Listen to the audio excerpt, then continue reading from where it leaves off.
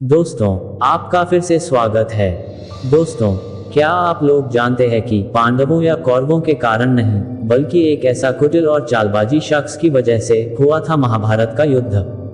अगर आप इसके बारे में जानना चाहते हैं, तो आपसे अनुरोध है कि वीडियो को अंत तक देखें, ताकि आपको पूरी जानकारी मिल सके। दोस्तों, चलिए जानते हैं उस कुटिल और चालबाजी शख्स के बारे में कौन था वो। पांडव अंतिम समय तक युद्ध नहीं चाहते थे। दुर्योधन भी युद्ध से हिचक रहा था, लेकिन एक ऐसा कुटिल और चालबाजी शख्स था जो दुर्योधन को लगातार उकसा रहा था। एक ऐसा शख्स जिसने दुर्योधन को उकसाया और पांडवों को भी प्रेरित किया, जो समय के साथ दोनों पक्षों के बीच दुश्मनी को बढ़ावा दिया, जिससे इस तरह की स्थितियां खड़ा कर दी कि भयंकर युद्ध छिड़ जाए। इस शख्स ने ही कौरवों और पांडवों के बीच दुश्मनी की ऐसी आग पैदा की, जो समय के साथ विकराल होती चली गई। उनके कार्यों के कारण युद्ध का अवसर बना, और इसका परिणाम हमारे इतिहास में एक महत्वपूर्ण घटना बन गया।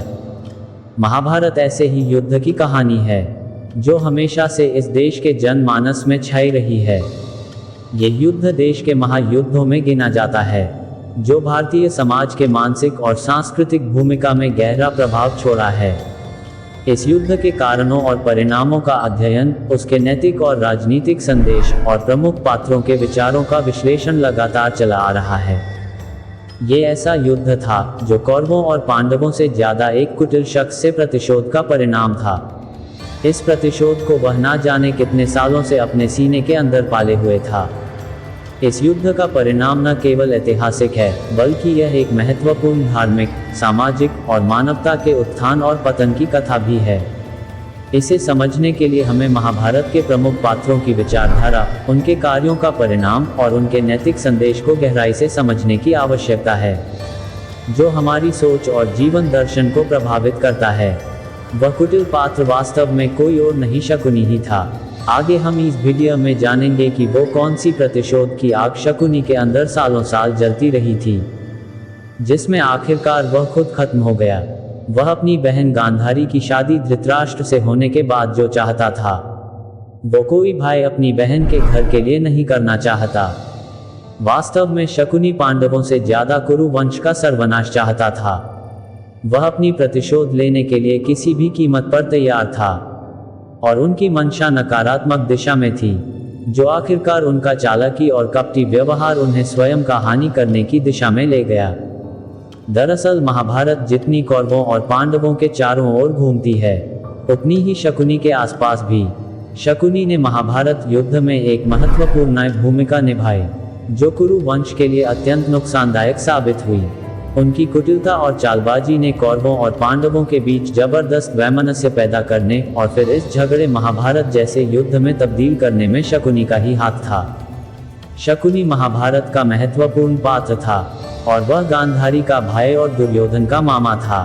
उन्होंने अपनी कुटिलता और चालबाजी का उपयोग करके दुर्योधन को प्रेरित किया, और उसे अपने ही हितों के लिए उनकी चालें चलने के लिए मनाया। शकुनी गांधार नरेश सुबल राज के बेटे थे, और जब गांधारी की शादी धृतराष्ट्र से हुई, तो वह भी उनके साथ आए। उनके दिल और दिमाग में कपट और दुष्टता थी, और उन्होंने दुर्योधन को उनके चालों में सहारा दिया। दुर्योधन ने शकुनी को अपना मंत्री नियुक्त किया, जिससे उन्होंने उसके साथ गुप्त योजनाएं बनाने में मदद की। इसके माध्यम से शकुनी ने अपनी बात मनवाई और उसके माध्यम से महाभारत युद्ध को प्रेरित किया। शकुनी ने पांडवों को हमेशा परेशान करने के लिए कई चालें चलाई। उन्होंने दुर्योधन के माध्यम से पांडवों के खिलाफ योजनाएं बनाई और उन्हें गुप्त तरीके से प्रहार किया। महाभारत युद्ध में जब पांडवों के अश्वत्थामा, धृष्टद्युम्न और सात्यकी ने द्रोणाचार्य के वध के बाद शकुनी द्वारा उनके पास उपचार के लिए एक बड़ी राजा की शरण ली, तब भी वे उनके खिलाफ चालें चलने का संकल्प नहीं छोड़े।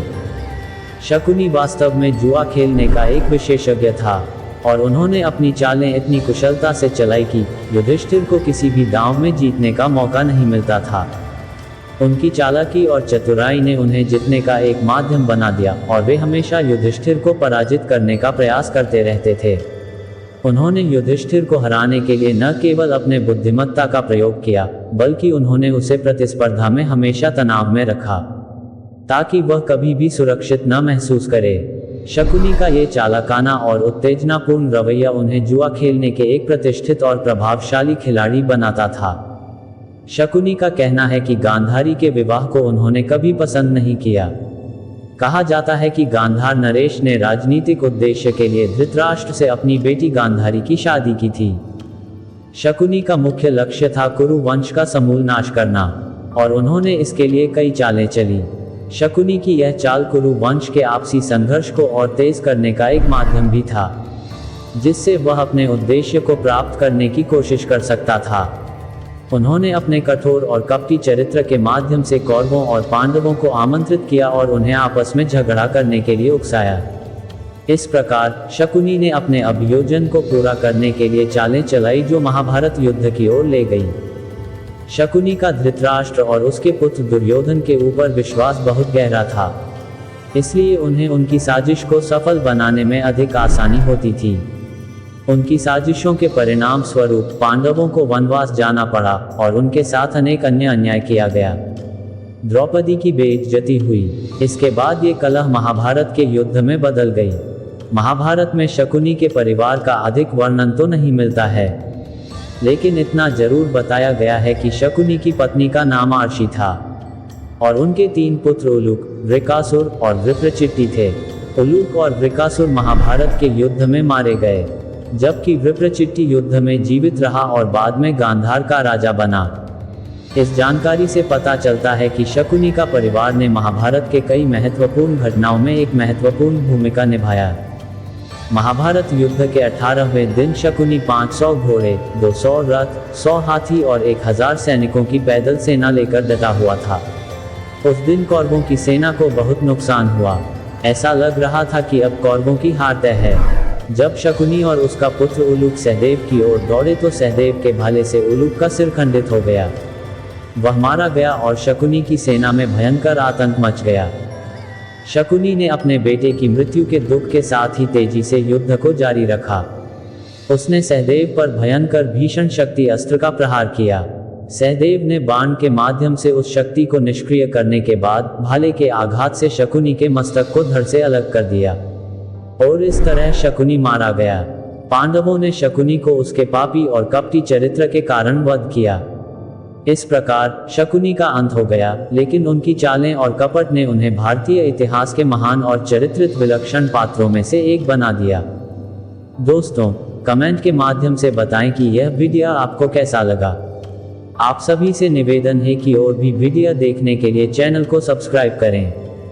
फेसबुक पे देख रहे हैं तो लाइक करें। आपका बहुत बहुत धन्यवाद।